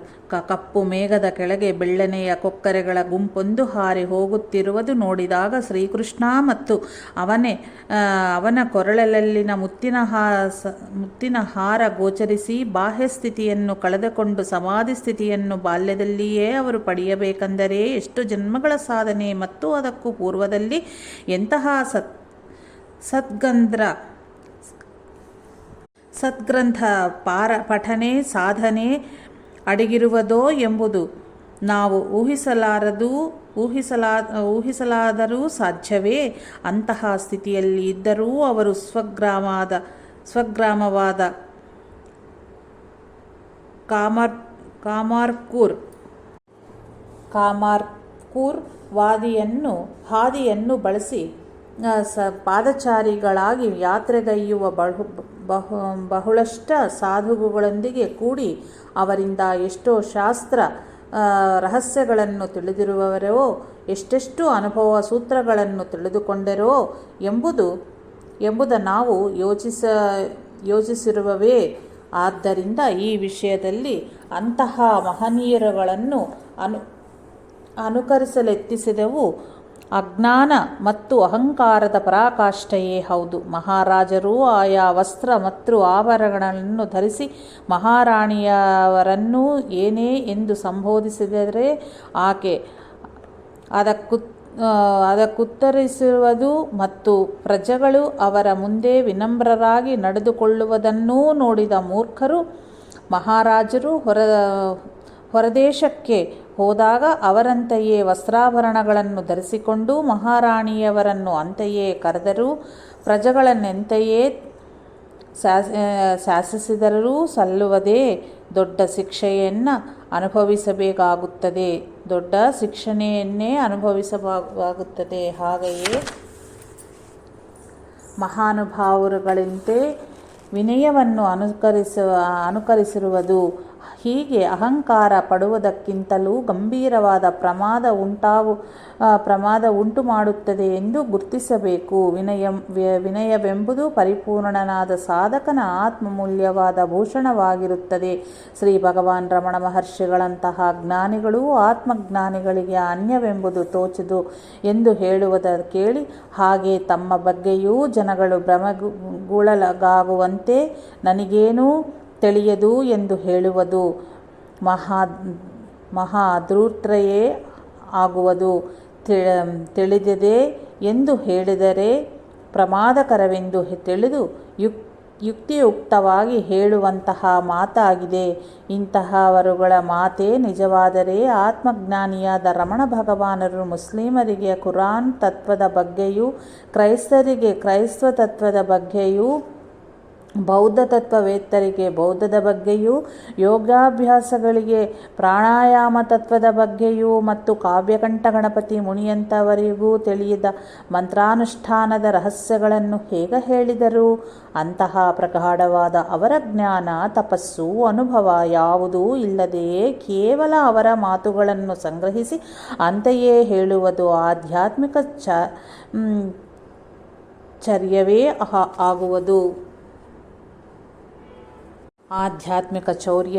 ಆಗುವುದು. ಕದ್ದ ವಸ್ತುವು ಎಷ್ಟು ಬೆಲೆಬಾಳುವಂತಹುದೋ ಶಿಕ್ಷೆಯೂ ಅಷ್ಟು ಅಧಿಕವಾಗಿರುವುದೆಂಬ ಸೂತ್ರವನ್ನು ಅನುಸರಿಸಿ ಇಷ್ಟು ದೊಡ್ಡ ತಪ್ಪಿಗೆ ಶಿಕ್ಷೆ ಇನ್ನೆಷ್ಟು ಅಧಿಕವಾಗಿರುತ್ತವೆ ಎಂಬುದು ಒಮ್ಮೆ ಆಲೋಚಿಸಬೇಕಾಗುವುದು. ನಿಜವಾದ ವಿನಮ್ರತೆಯು ಸರ್ವಜ್ಞತ್ವದ ಭಾಗವೇ ಆಗಿರುತ್ತದೆ. ಆತ್ಮಜ್ಞಾನ ಉಂಟಾಗುವವರಿಗೂ ಅದು ಸಾಧ್ಯವಾಗದು. ಹಾಗೆಯೇ ನಿಜವಾದ ನಮ್ರತೆಯು ಎಲ್ಲರಿಂದಲೂ ಗುರುತಿಸಲ್ಪಟ್ಟುವುದೂ ಇಲ್ಲ.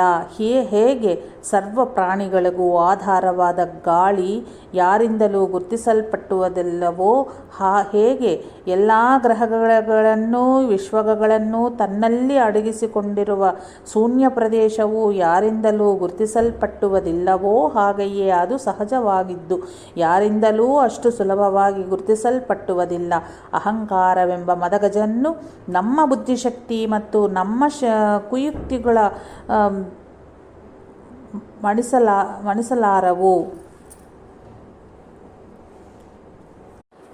ಸದ್ಗುರುವು ಎಂಬ ಸಿಂಹದಿಂದಲೇ ಅದು ಸಾಧ್ಯ. ಸರಿಯಾದ ಕ್ರಮದಲ್ಲಿ ಶಾಸ್ತ್ರಾಧ್ಯಯನ ಮಾಡಿ ವಿಷಯವು ಚೆನ್ನಾಗಿ ಅರ್ಥವಾಗಿ ನಮ್ಮಲ್ಲಿ ಪಕ್ವತೆಯುಂಟಾಗುವವರೆಗೂ ಶಾಸ್ತ್ರ ಅಧ್ಯಯನದ ಅಭ್ಯಾಸವಾಗಬೇಕು ಆಗುತ್ತದೆ. ಆತ್ಮಜ್ಞಾನದಿಂದ ಮಾತ್ರವೇ ಅಹಂಕಾರವು ಸಂಪೂರ್ಣವಾಗಿ ನಾಶನವಾಗುವುದು. ಸದ್ಗುರುವಿಗೆ ಗುಲಾಮನವಾಗುವುದು ಬಿಟ್ಟು ಅವರ ಪ್ರತಿರೂಪವೆಂದು ಭಾವಿಸುವುದು ತರವೇ. ಇತರರು ತಮ್ಮನ್ನು ಹಾಗೇ ಭಾವಿಸಬಹುದೇ ಹೊರತು ಸತ್ಯ ತಿಳಿದವನು ನಾಚುವವನು. ರಾಜಸೇವಕನನ್ನು ನೋಡಿ ಮೂರ್ಖರು ರಾಜನೆಂದು ಭ್ರಮಿಸಿದಲ್ಲಿ ಆ ಸೇವಕನು ಧೈರ್ಯವಾಗಿ ಸುಮ್ಮನೆ ಇರುವನೇ? ಹಾಗೆ ಸುಮ್ಮನಿದ್ದರೆ ಪ್ರಜೆಗಳಲ್ಲಿ ಅಂತಹ ಲೋಪಮೋಹವನ್ನು ಹಬ್ಬಿಸಲು ಪ್ರೇರೇಪಿಸದಂತೆಯೇ ಆಗುವುದು. ಅದರೊಂದಿಗೆ ಸುಮ್ಮನಿದ್ದರೆ ಪ್ರಜೆಗಳಲ್ಲಿ ಅಂತಹ ಊಹಾಪೋಹವನ್ನು ಹಬ್ಬಿಸಲು ಪ್ರೇರೇಪಿಸದಂತೆಯೇ ಆಗುವುದು. ಅದರೊಂದಿಗೆ ರಾಜದ್ರೋಹಿಗೆ ಶಿಕ್ಷೆಯೂ ಆಗುವುದು. ರಾಜವೈಭವಕ್ಕಿಂತಲೂ ಫಕೀರನಂತೆ ಇರುವುದೇ ಶ್ರೇಷ್ಠ ಎಂದು ಶ್ರೀ ಸಾಯಿ ಹೇಳಿರುವರೆಂದರೆ ಫಕೀರರ ಎಂಬ ಸ್ಥಿತಿಯನ್ನು ಹೊಂದುವುದೆಷ್ಟು ಕಷ್ಟವೆಂಬುದು ಊಹಿಸಬಹುದಾಗಿದೆ.